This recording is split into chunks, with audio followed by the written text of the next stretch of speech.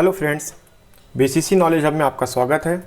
जैसा कि हम पढ़ रहे थे प्रकाश परिवर्तन और अपवर्तन, लाइट रिफ्लेक्शन एंड रिफ्रैक्शन, और हमने इस अध्याय को, इस लेसन को पूरी तरह ख़त्म कर लिया है और सारे कॉन्सेप्ट्स जो है वो हम समझ भी गए हैं। और उम्मीद है आपने सारे लेक्चर देखे होंगे। अगर नहीं देखे हैं तो पहले आप मेरे लेक्चर्स देख लीजिए और फिर साथ में मिलकर हम इस एक्सरसाइज को पूरा करते हैं। तो अभ्यास यहाँ से शुरू करते हैं हम। अभ्यास में देखिए, सबसे पहला क्वेश्चन है, निम्न में से कौन सा पदार्थ लेंस बनाने के लिए प्रयुक्त नहीं किया जा सकता। ये आपका क्वेश्चन नंबर फर्स्ट है। ये आपका क्वेश्चन नंबर फर्स्ट है और कुछ ऑप्शन दिए गए हैं, जल, कांच, प्लास्टिक और मिट्टी। ये लॉजिकल है कि आपको पता है कि जब आप पढ़ रहे थे कि कौन सा पदार्थ प्रयुक्त नहीं किया जा सकता किसमें, लेंस बनाने के लिए, तो लेंस आपने पढ़ा है कि लेंस जो है वो प्रकाश के अपवर्तन पे निर्भर करता है। जैसे कि आपने पढ़ा है कि अगर यहाँ पे कोई लेंस है तो प्रकाश के अपवर्तन पे निर्भर करता है, मीन्स यहाँ से प्रकाश होकर लेंस से निकल जाता है। तो इस प्रकार से कहीं ना कहीं हमको प्रतिबिंब दिखाई देता है। बट यहाँ पे अगर हम बात करते हैं जल की, तो ठीक है, जल के आर पार क्या होता है, अपवर्तन होता है। कांच में भी अपवर्तन हो सकता है, आपने देखा होगा, कांच आपने इस्तेमाल किया होगा, प्रकाश कांच के पार चला जाता है। प्लास्टिक की बात करते हैं तो प्लास्टिक में भी जा सकता है, अगर पारदर्शी प्लास्टिक है तो, या अपारदर्शी भी है तो कुछ हद तक प्रकाश जो है उसके पार जाता है। बट अगर आप मिट्टी की बात कर रहे हैं तो मिट्टी जो है पूरी तरह के क्या है, अपारदर्शी है, यानी कि ओपेक है, तो इसके आर पार प्रकाश नहीं जा सकता, तो हम मिट्टी का लेंस नहीं बना सकते। दूसरा क्वेश्चन देखते हैं, किसी बिंब का अवतल दर्पण द्वारा बना प्रतिबिंब आभासी, सीधा तथा बिंब से बड़ा पाया गया। वस्तु की स्थिति कहाँ होनी चाहिए। देखिए, बात यहाँ पे अवतल दर्पण की कर रहे हैं। एक बात ध्यान दीजिएगा किसी भी प्रश्न को हल करने से पहले कि ये दर्पण के बारे में कहा गया है या लेंस के बारे में कहा गया है। उसके बाद हम देखेंगे कि अवतल के बारे में कहा गया है या उत्तल के बारे में कहा गया है। ये बहुत ही इंपॉर्टेंट फैक्टर है। कभी कभी हम गलती कर जाते हैं कि हम जल्दी जल्दी में क्वेश्चन सॉल्व करते हैं और हम देख नहीं पाते कि वहाँ पर दर्पण लिखा हुआ है, लेंस लिखा हुआ है, और हमारा पूरा क्वेश्चन वो गलत हो जाता है। तो इसको आप बहुत ध्यान देंगे। यहाँ पर हम अवतल दर्पण की बात कर रहे हैं, तो ठीक है, हमको समझ में आ गया, हमने अवतल दर्पण के सारे नियम पढ़ रखे हैं। कहा जा रहा है कि प्रतिबिंब आभासी, सीधा तथा बिंब से बड़ा पाया गया। तो एक बात हमेशा याद रखिए, जब भी अवतल दर्पण की बात करेंगे, हमने आपको पहले ही बताया है कि अवतल दर्पण की स्थिति में कभी भी अगर सीधा प्रतिबिंब बन रहा है और आभासी बन रहा है तो सिर्फ एक स्थिति होती है, ध्रुव और फोकस के बीच में जब भी ऑब्जेक्ट को रख दिया जाएगा। आप पीछे लेक्चर्स में जाके इसको वापस से देख भी सकते हैं। एक ही स्थिति होती है जब भी दर्पण के ध्रुव तथा मुख्य फोकस के बीच में हम ऑब्जेक्ट को रखेंगे, तभी हमको जो है वो कैसा प्रतिबिंब बनेगा, आभासी और सीधा। और बाकी अवतल दर्पण के लिए कोई भी कंडीशन नहीं है जिसमें कि आभासी और सीधा प्रतिबिंब बन सके। नेक्स्ट क्वेश्चन है, किसी बिंब का वास्तविक तथा समान साइज का प्रतिबिंब प्राप्त करने के लिए बिंब को उत्तल लेंस के सामने कहाँ रखें। अब देखिए, यहाँ पे आपने क्या ध्यान दिया कि इन्होंने लेंस की बात कर लिया। क्वेश्चन नंबर 3 की हम बात कर रहे हैं, यहाँ पर लेंस की बात कर दिया। ये बहुत इंपॉर्टेंट है। तो हम देखेंगे कि उत्तल लेंस में हम कहाँ पर रखें कि हमको साइज का, समान साइज का प्रतिबिंब जो है वो मिले। इसका उत्तर क्या होगा दोस्तों, इसका उत्तर होगा आपका बी, फोकस दूरी की दुगनी दूरी पर। ये ट्रिकी क्वेश्चन है एक्चुअली। आप याद रखिएगा कि जब भी वक्रता केंद्र पर आप किसी भी वस्तु को रखेंगे, वक्रता केंद्र पर जब बिंब को रखेंगे, हमेशा जो है वो समान साइज का प्रतिबिंब मिलेगा। तो हम या तो हम कह सकते हैं, अगर हम सी पर रख दें तो भी हमको समान साइज का प्रतिबिंब मिल जाएगा, यानी वक्रता केंद्र पर। तो ये क्वेश्चन थोड़ा आपके लिए ट्रिकी हो गया, क्योंकि हमने पढ़ा है कि फोकस दूरी की दुगनी दूरी मतलब हो गया, अगर आपको मैं थोड़ा याद दिलाऊं,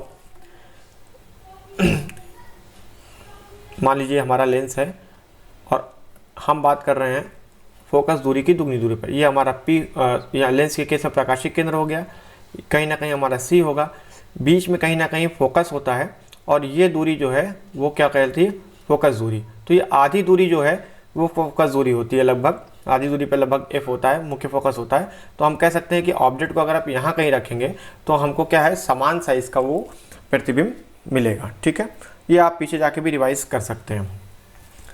नेक्स्ट क्वेश्चन है, किसी गोलीय दर्पण तथा किसी पतले गोलीय लेंस दोनों की फोकस दूरियां -15 सेंटीमीटर हैं। दर्पण तथा लेंस समभुता है। ये भी क्वेश्चन देखिए ट्रिकी है।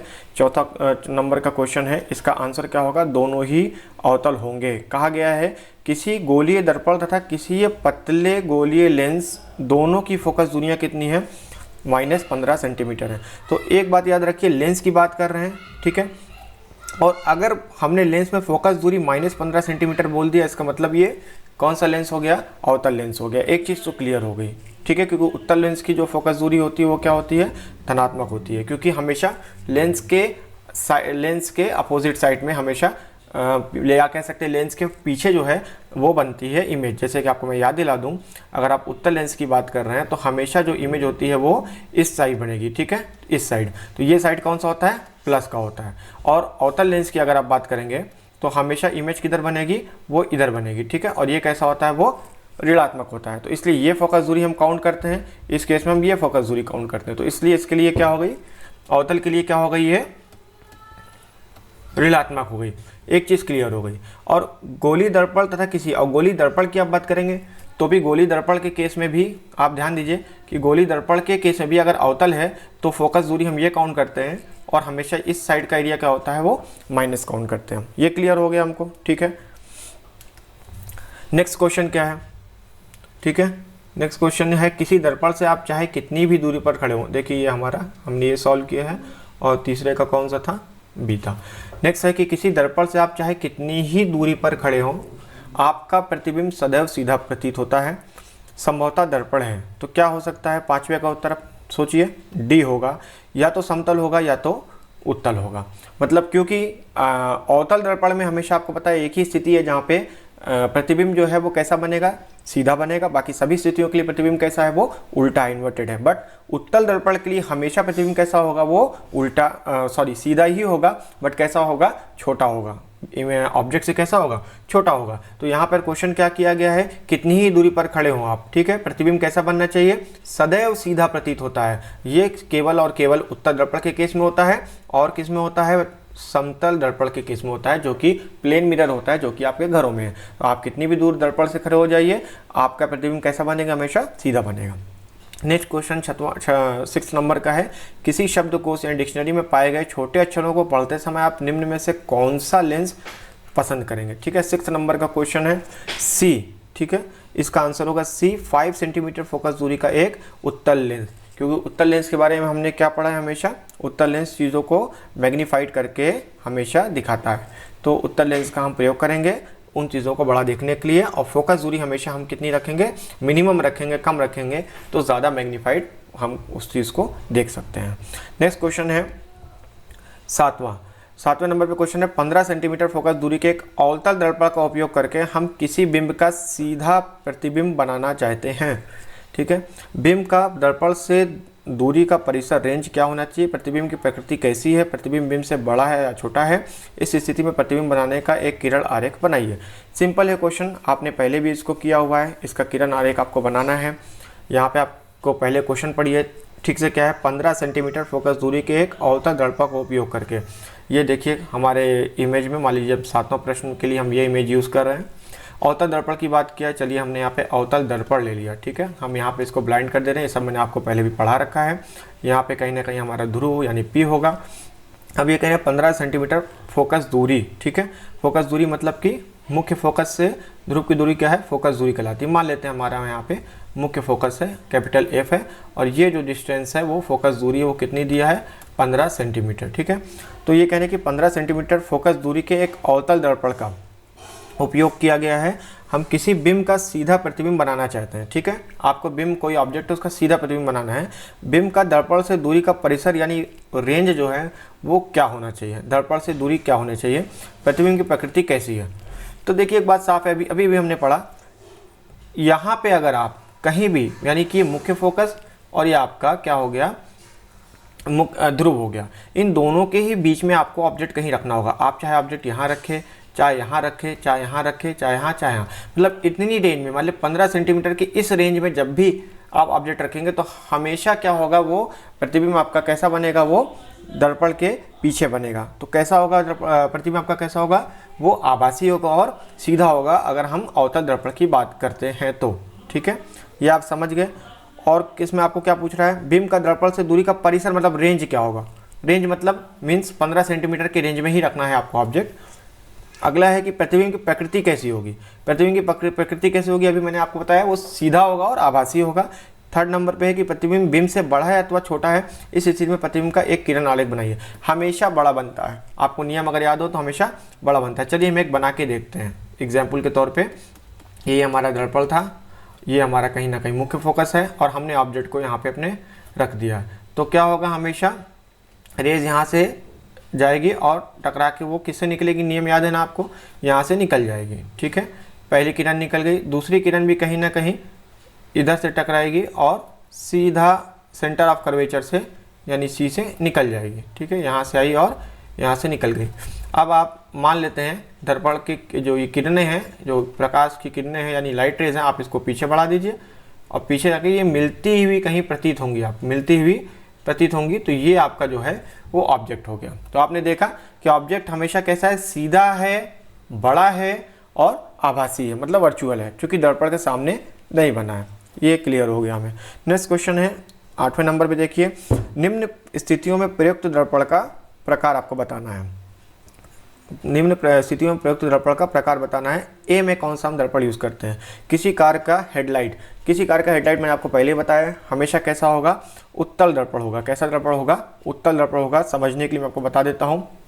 मान लीजिए कि आपने एक उत्तल दर्पण लिया इस प्रकार से, ठीक है, और कहीं ना कहीं आपकी जो हेडलाइट है आपने उसको इस तरह फिट किया, ये मान लीजिए आपकी हेडलाइट है, कि उसका जो फोकस है, मतलब हेडलाइट का, उसको आपने हेडलाइट को इस दर्पण के फोकस पे रख दिया। तो होगा क्या, आपने नियम पढ़ा है कि जब भी फोकस से होकर कोई किरण गुजरती है तो दर्पण के मुख्य अक्ष के समांतर जाती है। तो मान लीजिए लाइट पड़ी और लाइट रिफ्लेक्ट होने के बाद ये मुख्य अक्ष के कैसे जाएगी, समांतर जाएगी, इस प्रकार से। समझ गए? तो मीन्स इसका मतलब क्या हुआ कि अगर हम हेडलाइट में, किसी कार के हेडलाइट में अगर हमारा जो दर्पण है, मतलब ये जो मिरर है, अगर हम अवतल यूज़ करते हैं, ठीक है, पीछे की साइड यूज़ करते हैं, जो आप कार में बाहर जो हेडलाइट देखते हैं, जो कांच देखते हैं, जो शीशा देखते हैं, मैं उसकी बात नहीं कर रहा हूँ। जो आपकी लाइट लगी होती है, लाइट के पीछे का पोर्शन अगर आपने ध्यान दिया होगा, वो हमेशा अंदर की तरफ कर्व्ड होता है, क्योंकि वो अवतल दर्पण होता है। अब आप नोटिस करिएगा, और जब भी ये बल्ब जो हमारा जो जलता है, तो बल्ब की लाइट, बल्ब एग्जैक्टली मुख्य फोकस पे रखा होता है उस दर्पण के। तो जैसे ही वो बल्ब जलता है, किरणें जो है वो दर्पण से टकरा कर कैसे मुख्य अक्ष के समांतर जाती हैं। तो इस तरह से ये लाइट रेज बहुत दूर तक ट्रेवल कर पाती हैं और सब एक जगह फोकस्ड हो जाती हैं, मतलब पैरेलल हो जाती हैं। तो ये प्लेन जो है हमारी प्लेन पोलराइज्ड लाइट जो है, जिसको हम कहते हैं पीपीएल, तो वो इस फॉर्म में हो जाती है और सीधा जो है ऑब्जेक्ट पर वो पड़ती है और काफ़ी दूर तक हमको वो व्यू मिल जाता है। और नेक्स्ट क्वेश्चन देखिए क्या है, बी नंबर पे, किसी वाहन का पार्श्व या पश्च दृश्य दर्पण से। ये बहुत सिंपल है, मैंने आपको बताया था कि किसी भी कार है या बड़ी गाड़ियां हैं, उसके जो रियर व्यू मिरर होते हैं उसमें उत्तल दर्पण का इस्तेमाल करते हैं, क्योंकि उत्तल दर्पण काफ़ी दूर तक व्यू को, यानी कि दृश्य को हमको एक छोटे से दर्पण में दिखा देता है। क्योंकि हम उत्तल दर्पण का नियम जानते हैं कि जो इमेज होती है, जो प्रतिबिंब होता है, वो सदैव कैसा बनता है, वो सीधा बनता है और छोटा बनता है। ठीक है, इसलिए हम कार वगैरह या ट्रक्स वगैरह की रियर व्यू मिरर में हमेशा इसको हम इस्तेमाल करते हैं। नेक्स्ट क्वेश्चन है देखिए सौर भट्टी का।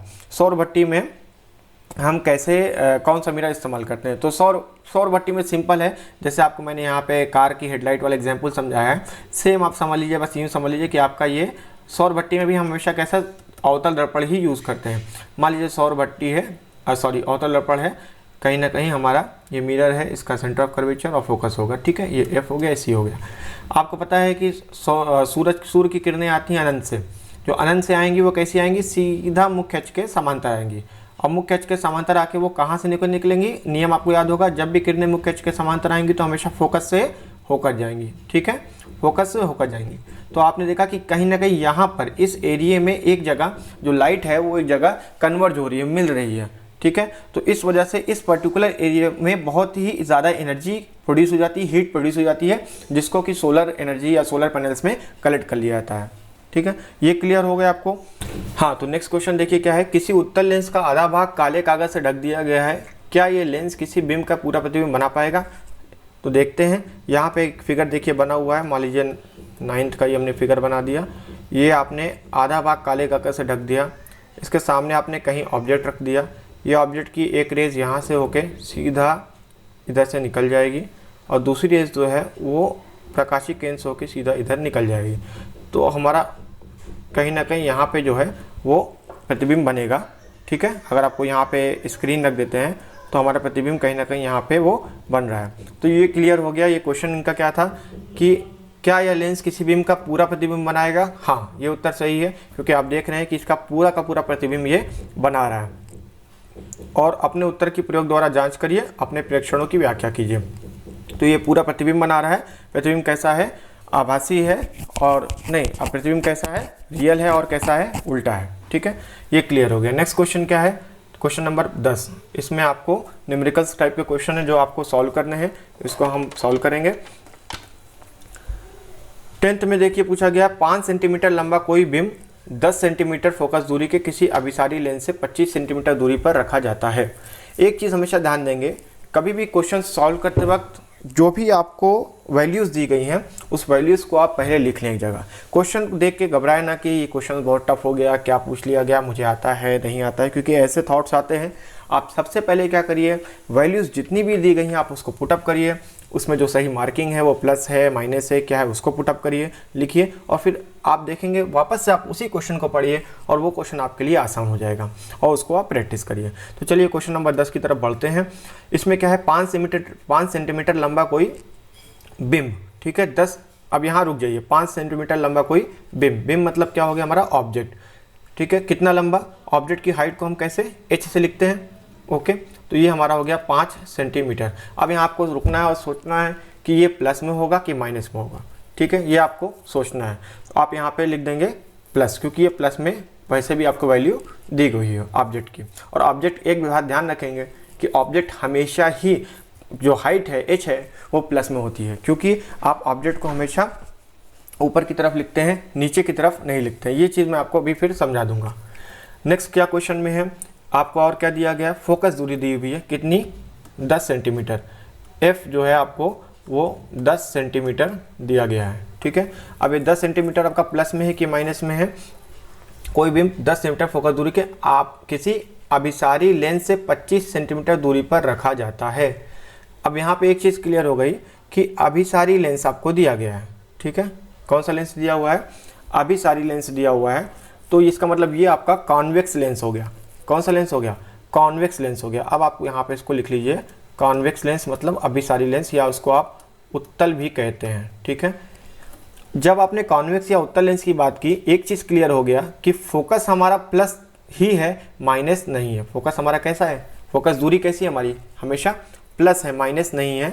अगर अवतल लेंस होता तो ये हमेशा माइनस हो जाता। ठीक है, अब नेक्स्ट क्या है कि 25 सेंटीमीटर दूरी पर रखा जाता है। 25 सेंटीमीटर की दूरी पर रखा गया। अब आपको u दे दिया है। ठीक है, u इज इक्वल टू कितना हो गया? 25 सेंटीमीटर। u मतलब ऑब्जेक्ट की दूरी लेंस से। ये भी आपको पता है हमेशा लेफ्ट साइड में होता है ऑब्जेक्ट, तो ये दूरी हमेशा कैसी होगी? माइनस में होगी।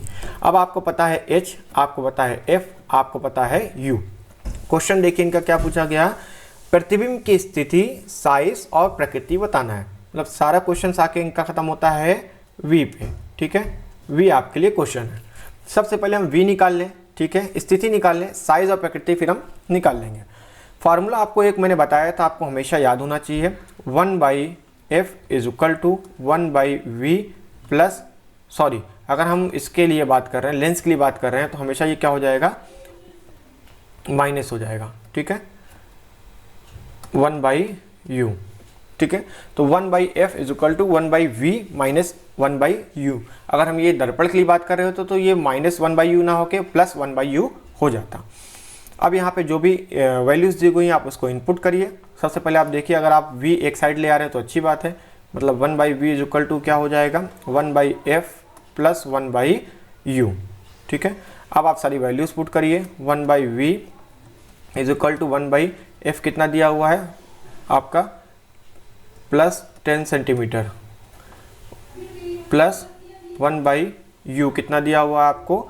Minus 25 centimetre. ओके, अब आप इसको सॉल्व कर लीजिए। सॉल्व करने पर आप देखेंगे 1/v is equal to 5 minus 2 divided by 50।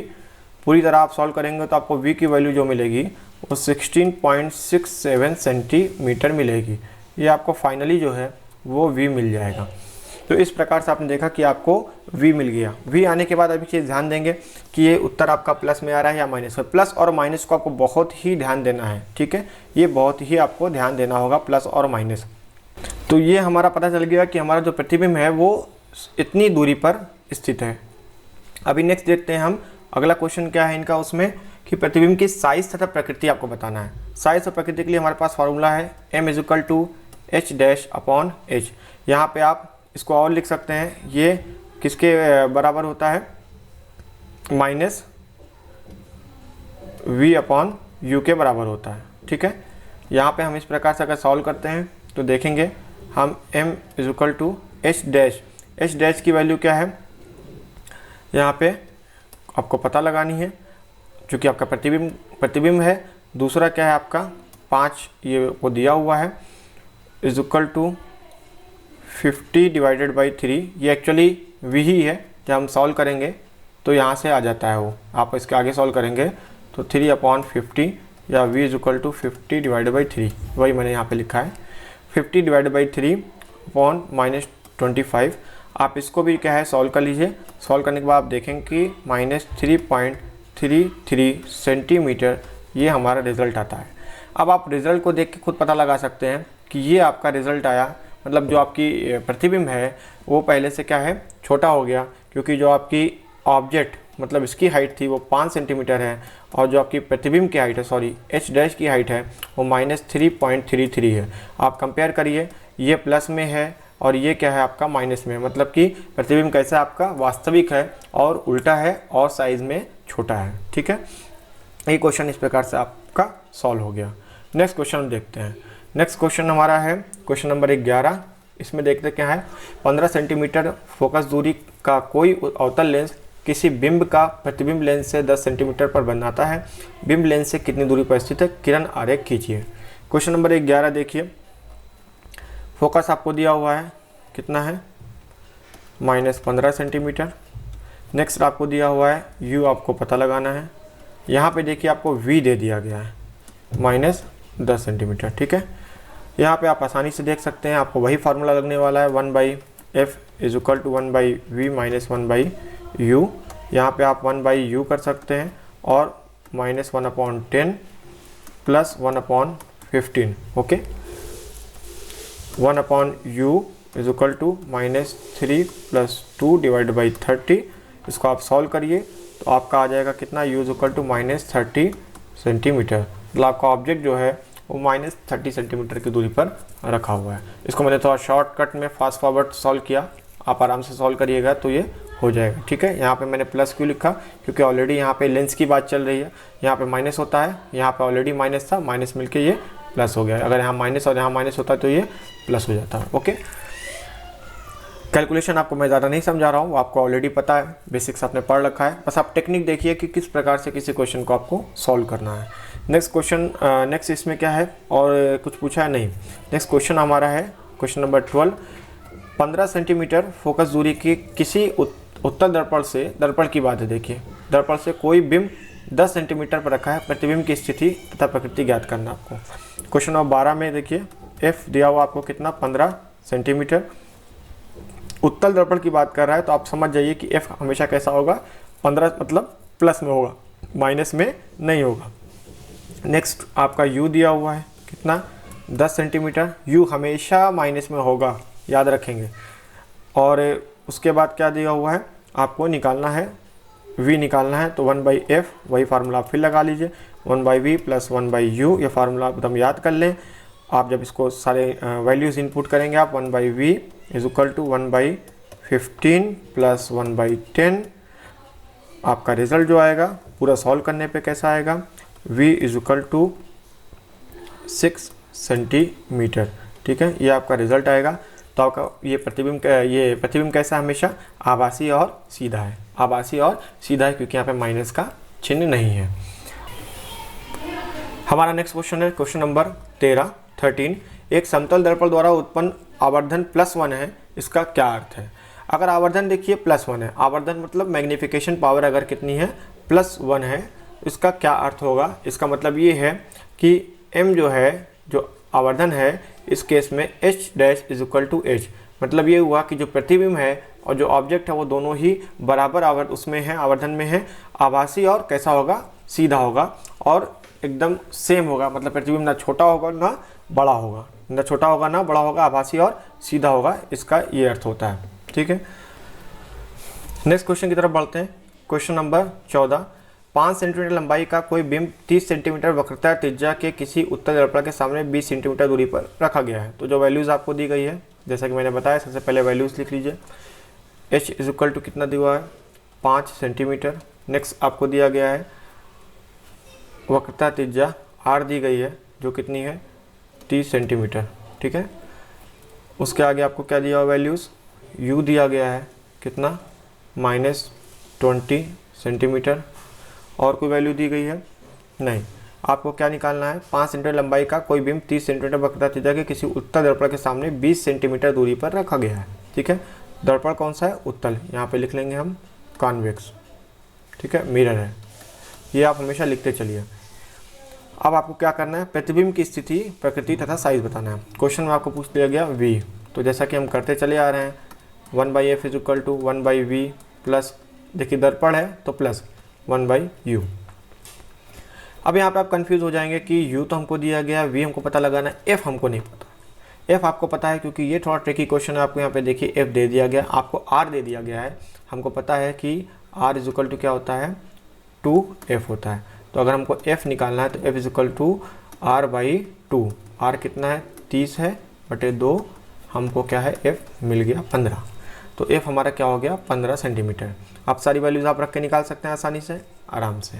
तो आप रखिए यहाँ पे values, 1/15 is equal to v plus -20। इसको आगे आप सॉल्व करेंगे थोड़ा, 1/15 plus 1/20 is equal to 1/v। इसको पूरी तरह सॉल्व कर लेंगे जब, तो आपको लास्ट में रिजल्ट मिलेगा 8.58, ओके, 8.58 ये आपका आंसर होगा, v की वैल्यू होगी।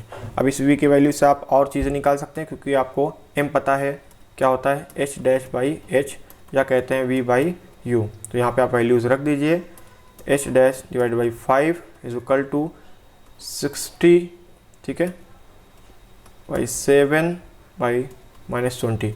ये 60/7 कहाँ से हो गया, जब आप ये सॉल्व करेंगे आगे, ये तो मैंने डायरेक्ट आंसर यहाँ पे लिख दिया है, जो आप इसको आगे सॉल्व करेंगे तो v इज इक्वल टू 60/7 आता है, ठीक है, ध्यान रखिएगा। तो आप इसको सॉल्व कर लीजिए। सॉल्व करने के बाद आप देखते हैं कि आपका जो रिज़ल्ट आता है वो कहीं ना कहीं 2.2 सेंटीमीटर आएगा, ठीक है। तो ये जो 2.2 सेंटीमीटर आपका रिज़ल्ट आएगा, इससे पता चल जा रहा है कि ये जो आपकी इमेज है हमेशा वो कैसी होगी, आभासी होगी और सीधी होगी। कैसी होगी, आभासी और सीधी है, ओके। नेक्स्ट क्वेश्चन की तरफ बढ़ते हैं। क्वेश्चन नंबर 15 है हमारा, 7 सेंटीमीटर साइज का कोई बिंब 18 सेंटीमीटर फोकस दूरी के किसी अवतल दर्पण के सामने 27 सेंटीमीटर दूरी पर रखा गया है। जो भी वैल्यूज़ है आप पहले उसको लिख लीजिए। h इज इक्वल टू क्या है, +7.0, प्लस आपको लिखने की जरूरत वैसे नहीं है, अगर माइनस है तो आप लिखिए। f is equal to minus हो तो ज़रूर इसको लिखिए, वो नहीं भूलना आपको। मैंने आदत प्लस इसलिए डाली है कि आपको याद रहे कि कोई तो साइन आपको लगाना है, तो आप भूलेंगे नहीं, इसलिए मैं अक्सर प्लस का साइन लगा के ही रखता हूँ। -227 सेंटीमीटर। तो आपको यहाँ पे क्या है, पता लगाना है, f दिया गया, u दिया गया, आपको सिंपली पहले v फाइंड आउट करना है। तो v फाइंड आउट करने के लिए वही फार्मूला फिर से मैं लिख रहा हूँ, आप लिख लीजिए +1/u। प्लस मैंने क्यों लिखा, क्योंकि यहाँ पे हम किसकी बात कर रहे हैं, दर्पण की बात कर रहे हैं। कौन सा दर्पण है, अवतल दर्पण है। यहाँ पे आप वैल्यूज़ रखिए फटाफट, 1/-18, ठीक है, is equal to 1/v minus 1/27। यहाँ पे भी आपका जो है, जब आप सॉल्व करेंगे, सॉल्व करने के बाद 1 मिनट यहाँ पे माइनस लगाना है आपको। यहाँ पे आप जब सॉल्व करेंगे तो आपकी जो फाइनल वैल्यू आएगी v की, वो होगी v is equal to -54 centimetre, ठीक है। ये आपकी फाइनल वैल्यू हो गई। m आप निकालेंगे जब फाइनल वैल्यू, में आपको फिर से सॉल्व करके नहीं बता रहा हूँ, आपकी जो m के थ्रू जब आप निकालेंगे तो आपकी जो फाइनल वैल्यू आएगी, या h' की बोलता हूँ मैं, नॉट m के थ्रू निकालेंगे आप, फार्मूला हमने वही यूज़ किया है। h' की वैल्यू आएगी -14 सेंटीमीटर। तो ये हमारा आ गया। इसका मतलब ये इमेज कैसी है, रियल है और इन्वर्टेड है। रियल है और कैसी, इन्वर्टेड है, मीन्स वास्तविक है और उल्टी है, क्योंकि यहाँ पे माइनस का चिन्ह लगा हुआ है। तो ये सब छोटी छोटी ट्रिकी चीज़ें हैं। आपको जब तक शुरू में अगर आपने थ्योरीज अच्छे से क्लियर की है, प्लस माइनस का साइंस अच्छे से क्लियर किया है, कॉन्सेप्ट को समझ लिया है, तो मुझे नहीं लगता है कि ये सब न्यूमेरिकल्स बहुत ज़्यादा टफ होने वाले हैं आपके लिए, ईजिली आप इसको सॉल्व कर सकते हैं। नेक्स्ट हमारा क्वेश्चन नंबर 16 देखिए, उस लेंस की फोकस दूरी ज्ञात करनी है आपको जिसकी क्षमता -2.0 डायोप्टर है या डी है, इस किस प्रकार का लेंस है। बहुत सिंपल है, ये तो आपको फार्मूला आपको पता है, अगर आपने पढ़ा है तो इसमें देख लीजिए। पी का फार्मूला क्या है, P = 1/f होता है। आपको फोकस दूरी देखिए यहाँ पे कितनी दिया हुआ है, फोकस दूरी ज्ञात करना है, सॉरी आपको डायोप्टर दिया हुआ है, ठीक है, यानी पावर दिया हुआ है। तो P आपको दिया हुआ है कितना, -2.0 = 1/f। f आपको फाइंड आउट करना है, ठीक है। तो क्या आप उसको सॉल्व करके f फाइंड आउट नहीं कर लेंगे, इसको आप जब सॉल्व करेंगे तो आपका जो f है वो कितना आएगा, f = -50 सेंटीमीटर आएगा। इसका मतलब साफ हो गया कि ये कैसा लेंस है, ये अवतल लेंस है, क्योंकि इसकी हमेशा क्षमता जो है वो किस में होती है, ऋणात्मक होती है, आपको मैंने बताया था, ठीक है। तो ये अवतल लेंस है, इसकी क्षमता ऋणात्मक होती है। अगर धनात्मक आ रही तो मतलब ये उत्तल लेंस हुआ।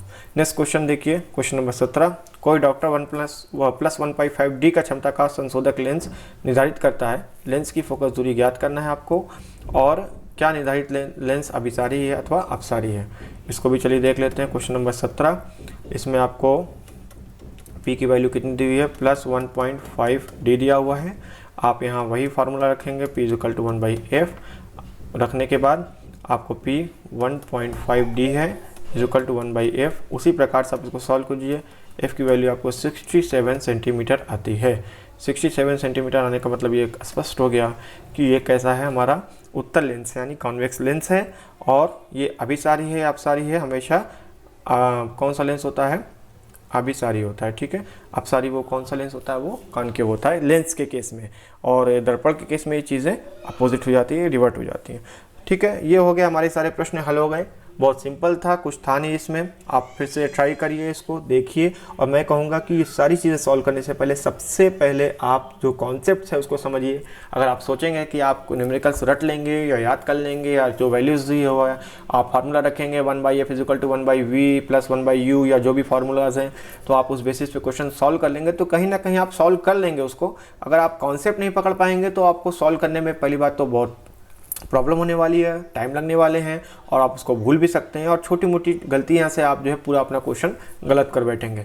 और अगर आप सही से सारे चिन्ह प्रॉपर्टी, जो भी साइन एंड सिंबल्स हैं, कैसे लगने वाले हैं, कहाँ प्लस आएगा कहाँ माइनस आएगा, इस सारे कॉन्सेप्ट को लेके चलेंगे, तो मैं समझता हूँ कि ये बहुत ही आसानी से आप इसको सॉल्व कर लेंगे।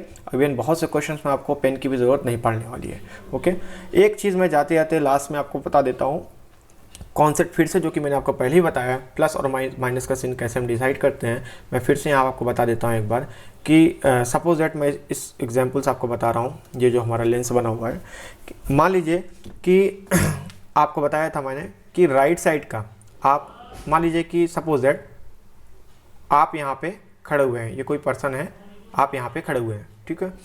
आप यहाँ पे खड़े हुए हैं, आपको पता है कि आप राइट साइड जब जाते हो, इधर की तरफ जब जाते हो, ठीक है, तो आप हमेशा आगे बढ़ने की कोशिश करते हो। राइट साइड जाते हो, क्या है, आगे बढ़ने की कोशिश करते हो, अपने कदम जो है आगे बढ़ाते हो। तो जब भी आगे बढ़ते हैं तो हमेशा कैसे होते हैं, प्लस की तरफ जाते हैं या माइनस की तरफ जाते हैं। मतलब जब भी आगे बढ़ने की कोशिश करते हैं तो हमेशा हम धन की तरफ जाते हैं, मतलब हमारा कहीं ना कहीं प्रॉफिट होता है, फ़ायदा होता है, हम लॉस में नहीं जाते हैं। तो हमेशा जब लेंस से आप राइट साइड जाएंगे तो हमेशा आपका प्रॉफिट होने वाला है, क्योंकि आप आगे बढ़ रहे हैं, ज़िंदगी में आगे बढ़ रहे हैं अपने, तो आपको हमेशा प्लस साइन मिलेगा। ये ट्रिक, एक्चुअली ये ट्रिक है याद करने के लिए आपको। जब भी आप अपने कदम पीछे लेते हैं, ओके, आप यहाँ पे खड़े हुए, आप पीछे की तरफ जा रहे हैं, आपने कदम पीछे बढ़ा रहे हैं, तो आप पीछे बढ़ा रहे हैं मतलब रिवर्स जा रहे हैं। तो रिवर्स जा रहे हैं तो आप लाइफ में हमेशा क्या होगे, लॉस में जाने वाले हैं। तो लॉस में जाने वाले मतलब इधर आपको हमेशा माइनस का साइन मिलने वाला। इसी प्रकार से अगर आप मान लीजिए कहीं यहाँ पर खड़े हुए हैं, ये पोजीशन पे आप खड़े हुए हैं, ठीक है, इस पोजीशन पे खड़े हैं। अगर आप इस पोजीशन से, मतलब ये ग्राउंड है, ग्राउंड में आप जब भी नीचे जाएंगे तो हमेशा आप तरक्की करने वाले हो कि नहीं करने वाले हो, नहीं, क्योंकि आप नीचे जा रहे हो तो हमेशा माइनस ही मिलने वाला है आपको। और जब भी आपको तरक्की करना है, कहते हैं ना ऊपर उड़ना है, तो हमेशा आप ऊपर की तरफ जाना है आपको। तो तरक्की करने के लिए आपको ऊपर जाना है, तो हमेशा कहते हैं कि प्लस का साइन आएगा, मतलब ऊपर जाएंगे तो प्लस। तो एक्चुअली ये सिर्फ याद रखने के लिए ये ट्रिक है आपके लिए कि कभी भी हमेशा इधर जाएंगे तो आपको प्लस, इधर जाएंगे तो वो माइनस, ऊपर जाएंगे तो प्लस, और नीचे जाएंगे तो वो माइनस। मतलब फोकस दूरी यहाँ पर हुई तो प्लस, फोकस दूरी यहाँ हुई तो माइनस। अगर प्रतिबिंब ऐसे बना तो माइनस, और प्रतिबिंब ऐसे बना तो प्लस। तो ये सारी चीज़ें एक्चुअली याद करने वाली हैं। प्लस या माइनस, या मैं कह लूँ कि इन्वर्टेड या इरेक्ट है या कैसा है कि आप पता लगा सकते हैं। तो मैंने क्वाड्रेंट रूल से आपको शायद बताया भी है पहले के लेक्चर्स में, आप उसको देखिए और उसमें फिर से उसको प्रैक्टिस करिए। ये आज हमारा ये लेसन ख़त्म होता है। नेक्स्ट लेसन के साथ हम नेक्स्ट लेक्चर में मिलेंगे। तब तक के लिए पढ़ते रहिए, प्रैक्टिस करिए। Good bye.